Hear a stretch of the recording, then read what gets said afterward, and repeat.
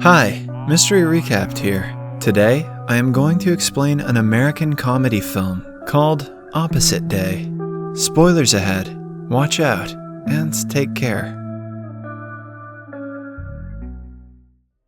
The movie opens with an adult monkey named Rodriguez arriving at the Cuddledyne Corporation, a research and development company that specializes in developing devices and machines catering to parents and their children. Rodriguez is welcomed by Cuddledyne's Dr. Godfrey Larrabee and his assistant, Dimitri, who have built an experimental machine called the Demystifier, which they believe can help parents fluently speak the baby language. They put Rodriguez inside the machine and connect him to a baby monkey. They are hoping to help Rodriguez speak and understand the baby monkey language. Rodriguez undergoes demystification, but the experiment goes sideways, and when the monkey exits the machine, he comes out wearing a diaper, acting like a baby monkey. The machine has turned the adult monkey into a baby monkey. Dr. Godfrey screams in frustration as he is supposed to present the demystifier to his boss. The movie then cuts to a group of middle schoolers, including Samuel Benson, Samuel's sister Carla Benson, Sue, and Jasper, playing in the playground. On the slide, Samuel complains to his friends about how his parents keep grounding him for the smallest things. Carla comes to her parents' defense and tells the other children that Sam got grounded because he rubbed butter on the banister and slid on it in his underwear. In Sam's defense, butter banister underwear sliding is an American pastime. Sam rolls his eyes and calls his parents bossy, who make random rules every day to restrict his freedom and fun.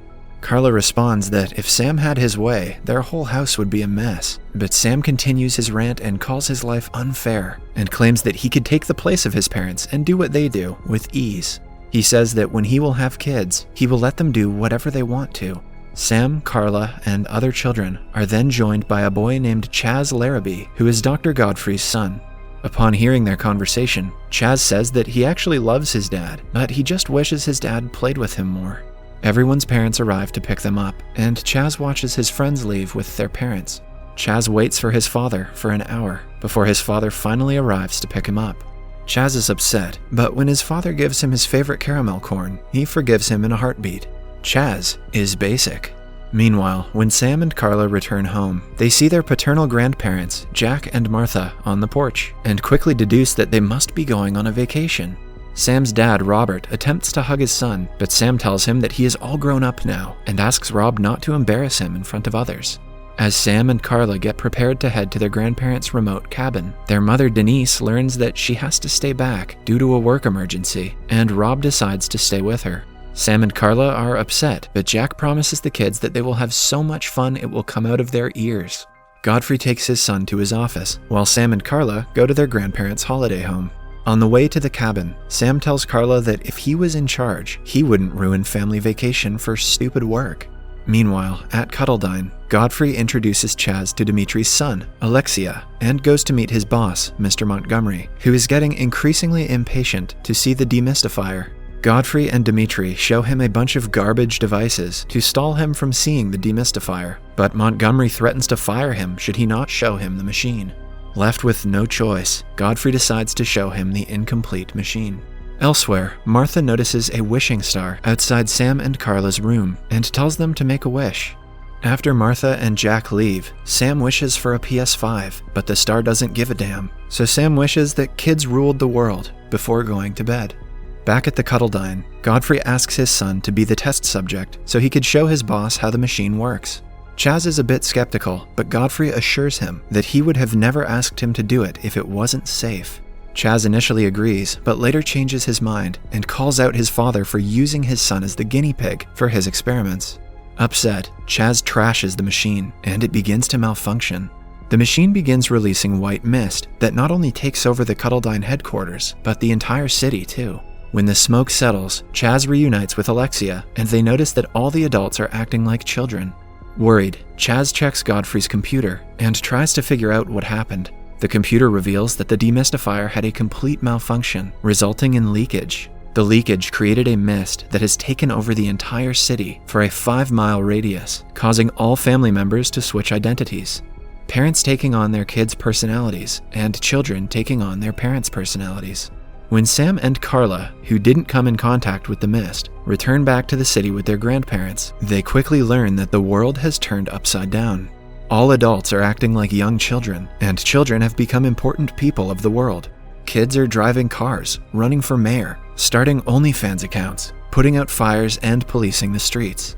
Sam's wish has come true, and he becomes extremely happy. He takes a stroll around this new world with a big smile on his face. Meanwhile, Martha and Jack get apprehended by a police officer for driving a car as a minor and almost being run over by a child, i.e., a man. Sam and Carla follow them to the police station where they meet their school friend Jasper, who has assumed the role of his cop father. Martha and Jack are presented before a judge. The judge berates them for operating a vehicle as a minor, running a stop sign, and trying to bribe an officer with Girl Scout cookies. The judge sentences them to 25 years in solitary confinement. Sam and Carla have no say in this, and they are dropped back to their home by Officer Jasper. When they enter their home, they see that the house has been turned upside down.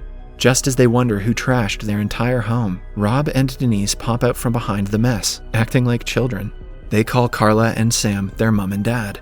Sam makes full use of the opportunity and makes Rob and Denise clean the entire home. Carla calls him out for abusing his power, but Sam argues that it is payback time, and their parents had it coming. Later, Sam and Carla make their parents bathe and brush their teeth before tucking them into bed. However, Sam's fun doesn't last long, as the next day, Rob and Denise wake up early and force Sam and Carla to make breakfast for them. As the new kids have breakfast, someone shows up at the door. It is Sue, Carla's friend, whose mother works with Denise. Sue has taken over her mother's job and is here to pick up Carla as she has to give a very important presentation at work. They are getting late for work, so Sue helps her pick her dress. After going through all of Denise's wardrobe, they finally select a black dress. Before leaving, Carla reminds her brother that they must fix this mess, as Martha and Rob are rotting in jail. However, she couldn't be further from the truth, as they are actually having a ball in prison. After the breakfast, Sam somehow manages to drive Rob and Denise to school. Meanwhile, Chaz is continuing research at Cuddledine and trying to complete some of his father's projects. When Godfrey keeps bothering him, Chaz drives him to school. At work, Carla's boss, Reynold, hands her the original copy of a print advertisement for a moisturizer and asks her to make 20 copies of it for the presentation. Carla has never operated a photocopy machine before, plus not even professionals can handle these things, so she struggles to Xerox the ad and ends up photocopying her face and arm. After the photocopy runs out of ink and paper, Carla accidentally puts the original copy in a shredder, mistaking it for a photocopy machine. When Sue arrives and forces her to hurry up, Carla grabs the photocopies of her arm and heads to the conference room with her. The clients love Carla's dress and ask her to begin the presentation. Carla distributes the photocopies of her arm, which looks like someone's bottom, to the people in the conference room. She tells them that it's a baby's bottom and comes up with a random slogan for the moisturizer, smooth as a baby's bottom. Surprisingly, the clients love the concept, calling it fresh.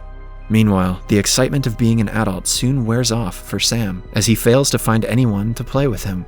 He realizes that being an adult is not fun and vows to change the world back to its original form. At a local eatery, he sees Chaz on the news. Chaz is inviting people having trouble reaching the shelf or fitting into their clothes to visit Cuddledine. Chaz is taking his role very seriously and plans to use his father's idea of an overnight delivery Bird Express to carry the mist to put the kids in charge everywhere from London, New York, Tel Aviv, Paris to New Delhi. Anticipating some resistance, Chaz hires ninjas as his elite bodyguards. Chaz is no longer basic. Sam learns about Chaz's plans to establish child supremacy all over the world when he overhears Chaz talking to someone on the phone when he comes to pick Godfrey up from school. Sam follows him to the Cuddledine HQ with Rob and Denise. They gain entry into the HQ, posing as tourists. He admits Rob and Denise into Cuddledine's daycare and goes on a tour of the company. At an opportune time, he splits from the other tourists and looks for Chaz. He eventually finds him, preparing to send the mist from the demystifier to every corner of the world. Just then, the security spots Sam snooping around the company, and they start chasing him. However, he manages to sneak out with Rob and Denise. After returning home, Sam tells Carla about Chaz's evil plans. They then hire a baby to babysit Rob and Denise before heading to the police station. There, they meet Jasper and tell him about Chaz's plans. Meanwhile, Chaz kidnaps Rob and Denise from their home. Sam and Carla head to Cuttledine HQ with Officer Jasper. Sam tells Chaz that it is over for him, only to realize that Jasper is colluding with him. Chaz then reveals his plans to demystify Sam and Carla. Chaz locks them inside the machine and orders Alexia to finish the demystification process of the Benson family, while he goes to release the birds carrying the mist. But before they could be turned into adults, Rob breaks free from captivity and saves Sam and Carla. They are surrounded by the guards, but the siblings take them down using Godfrey's boxing gloves. When Chaz learns about Sam and Carla, he sends his ninjas after them. However, the two swiftly take them out. Sam eventually finds Chaz, but the latter freezes him with Godfrey's remote. Meanwhile, Carla gains access to the demystifier's control panel using Godfrey's help and malfunctions the machine. She then helps unfreeze her brother. When Chaz again proceeds to freeze him, Sam tries to reason with him. He reminds Chaz how much he loved his father and how much his father loved him. Carla tells him that there's so many wonderful things that parents do for their kids, like tucking them in at night, preparing dinner, showing them new things, teaching them right from wrong, taking care of them when they don't feel good, paddling their asses when they're bad, and giving them hugs and kisses. Sam reminds Chaz that they have their whole lives to act like adults, so they don't need to rush growing up. Chaz realizes that it really do be like that sometimes, and realizes his mistake, and decides to recall the birds and change the world back to normal. Sam and Carla are grateful to get their parents back, and promise to never take them for granted again. Sam embraces his father, and he is no longer embarrassed about it. Meanwhile, Godfrey apologizes to Chaz for neglecting him, and promises to make him his #1 priority. The movie ends as Sammy and Carla go on a family vacation while their grandparents are still arrested. The moral of this movie is that no matter what lessons we learn, we will always neglect the elderly. Subscribe for more videos like this, turn on notifications, and leave a like to help the channel out. Thank you for watching.